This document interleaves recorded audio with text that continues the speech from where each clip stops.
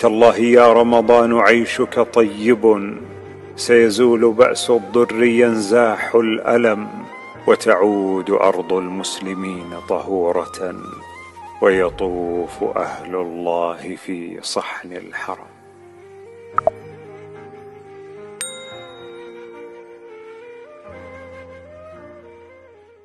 الحمد لله والصلاة والسلام على رسول الله، أما بعد. عن عائشة قالت: كان رسول الله صلى الله عليه وسلم يجتهد في العشر الأواخر ما لا يجتهد في غيره، رواه مسلم. وعن أنس قال: قال رسول الله صلى الله عليه وسلم: إذا كان ليلة القدر نزل جبريل عليه السلام في كبكبة من الملائكة يصلون على كل عبد قائم أو قائد يذكر الله عز وجل، رواہ البیہقی. معزز و مکرم ناظرین کرام، رمضان کا اخیر عشرہ شروع ہونے میں ہے. یوں تو اللہ تعالیٰ نے تمام مہینوں میں افضل ترین مہینہ رمضان المبارک کو بنایا، اور اس مبارک ماہ میں بھی اخیر عشرہ بطور خاص فضیلت کا حامل ہے.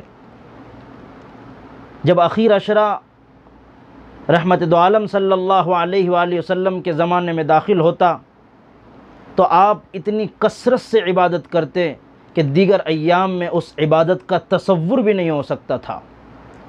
حضرت عائشہ فرماتی ہے کہ آپ اپنی کمر کس لیتے، خود بھی جاگتے، گھر والوں کو بھی عبادت میں مصروف رہتے، پوری رات کھڑے ہو کر قیام کرتے، نمازیں پڑھتے، اللہ کے حضور گڑ گڑاتے، دعائیں مانگتے، استغفار کرتے، گویا پوری رات عبادت کے ساتھ گزارتے.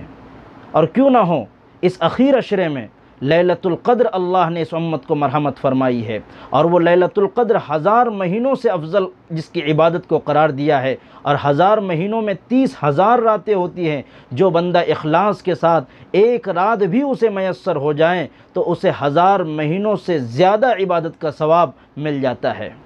لیکن اتنی مبارک اور اہمیت کے حامل رات میں بھی اللہ رب العزت کے یہاں کچھ اشخاص ایسے ہوتے ہیں کہ اس رات کی برکت سے وہ محروم رہتے ہیں، اس معافی کے اعلان سے وہ محروم رہتے ہیں. رحمت دو عالم صلی اللہ علیہ وآلہ وسلم نے فرمایا 4 لوگ ایسے ہیں جن کا کیس پینڈنگ میں چلے جاتا ہے. اگر وہ اس رات میں بھی آ کر خدا کے سامنے معافی نہ مانگے، خدا کے سامنے توبہ نہ کریں، خدا کے سامنے استغفار نہ کریں، اور تو اللہ تعالیٰ ان کے کیس کو پینڈنگ میں رکھ دیتے ہیں، انہیں معاف نہیں کرتے، وہ اس رات کی برکتوں سے محروم ہو جاتے ہیں. پہلا شخص ہے مدمن الخمر، شراب کا عادی، شراب پینے والا، جو اس رات میں بھی آ کر خدا کے سامنے اگر وہ توبہ نہیں کرتا ہے تو اللہ اسے معاف نہیں فرماتے. انسان دنیا میں جذبات کو پورا کرنے کے لیے حلال و حرام کی تمیز کے بغیر تمام چیزیں اپنے پیٹ میں بھرتا چلا جاتا ہے، لیکن اگر وہ اپنے نفس پر قابو رکھے گا اور حرام چیز سے پرہیز کرے گا، اللہ رب العزت کل قیامت میں اپنے ہاتھ سے اسے جام پلائے گا. وَسَقَاهُمْ رَبُّهُمْ شَرَابًا طَهُورًا، پاکیزہ شراب اسے پلائی جائے گی.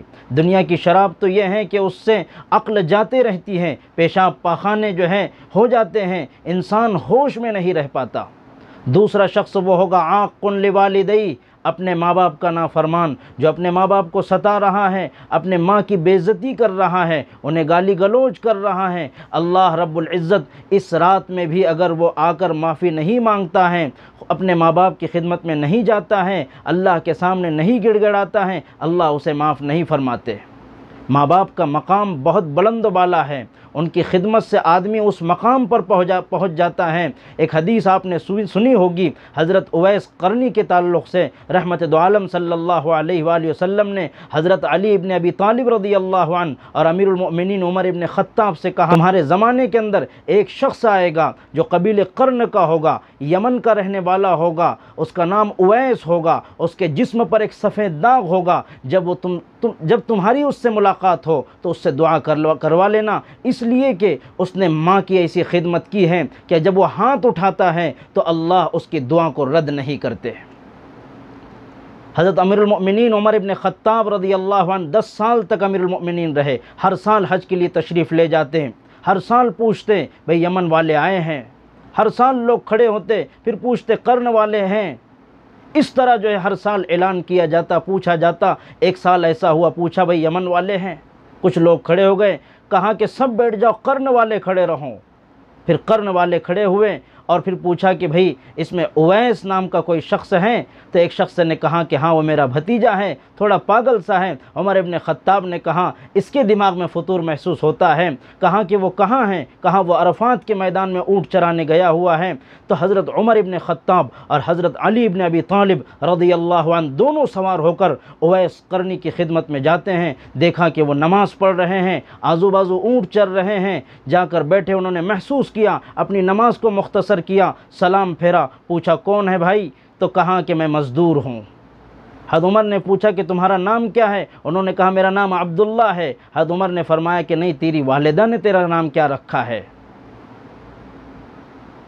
تو حضرت علی ابن ابی طالب نے فرمایا کہ اویس یہ امیر المؤمنین عمر ابن خطاب ہے۔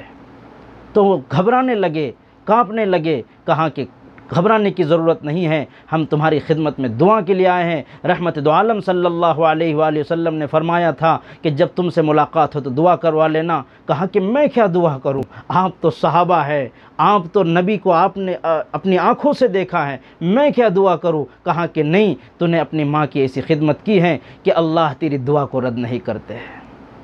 بزرگوں، ماں باپ کی خدمت سیکھو، ماں باپ کی قدر کرو۔ اے ضیا، ماں باپ کے سائے کی ناقدری نہ کر، دھوپ بہت کاٹے گی جب یہ شجر کٹ جائے گا۔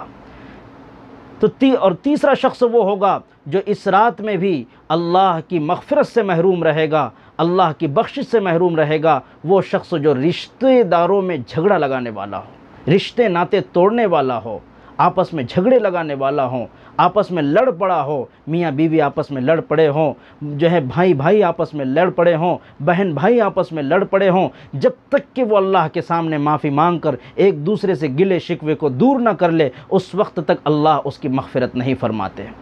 چوتھا شخص وہ ہوگا جو اپنے سینے میں کینہ رکھتا ہوگا۔ کینہ رکھتا ہوگا، کینہ کا مطلب یہ ہے کہ انسان اندر سے جو ہے اس سے جلن بھی ہو اور اسے نقصان پہنچانے کا بھی ارادہ رکھتا ہو کہ جب موقع ملے گا میں اسے نقصان پہنچاؤں گا۔ یہ چار لوگ ایسے ہیں، اللہ کے یہاں جو ہے شب قدر میں بھی وہ محروم رہتے ہیں۔ اس لیے ہمیں چاہیے کہ اگر ہم میں یہ چیزیں ہیں تو اللہ کے لیے شب قدر آ رہی ہے، رمضان المبارک کا مہینہ چل رہا ہے، ہم تمام راتوں کے اندر عبادت کریں۔ 21، 23، 25، 27، 29 یہ تمام راتوں میں شب قدر گھومتی ہے۔ اللہ کے رسول صلی اللہ علیہ وآلہ وسلم نے فرمایا کہ اسے اخیر عشرے میں تلاش کرو۔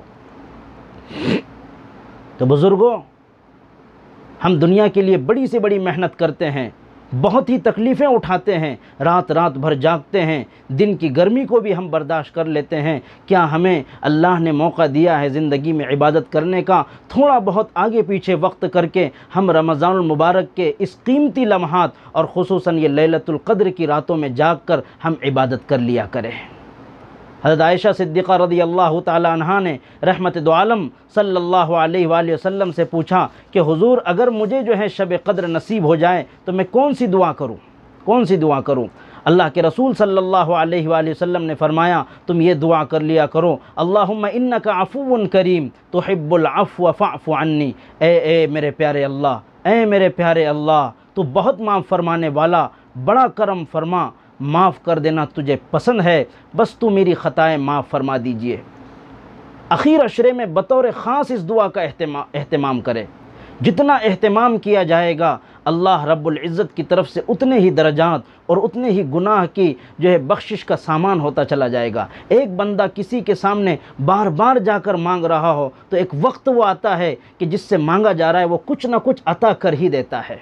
تو جب ہم اللہ کے سامنے بار بار یہ کہتے رہیں گے اللہم انک عفو کریم، اے بار الہ تو بہت معاف کرنے والا ہے، تحب العفو فاعف عنا یا کریم، کہ تو معافی کو پسند کرتا ہے، مجھے معاف فرما۔ جب اس کے سامنے بار بار گڑ گڑایا جائے گا، بار بار اس سے مانگا جائے گا، بار بار استغفار کی کثرت کی جائے گی، تو اس کی رحمت کو جوش آئے گا اور ہمیں وہ جہنم سے آزادی کے پروانے کے ساتھ ساتھ جو ہے تمام گناہوں سے معاف فرما دے گا۔ اللہ رب العزت ہم سب کو اخیر عشرے کے آنے سے پہلے لیلۃ القدر میں جاگنے اور اس کی عبادت کا شوق مرحمت فرمائیں، اور اخیر عشرے کا ایک ایک سیکنڈ، ایک ایک منٹ اس کا قیمتی ہے، ہم اس کو قیمتی بنائیں اور نیکیاں جمع کرتے رہیں۔ بزرگوں، یہ نیکیاں اس وقت کام آئے گی جس وقت کوئی کسی کو ایک بھی نیکی نہیں دے رہا ہوگا۔ اللہ رب العزت ہم سب کو عمل کی توفیق عطا فرمائیں۔ والسلام علیکم ورحمۃ اللہ وبرکاتہ۔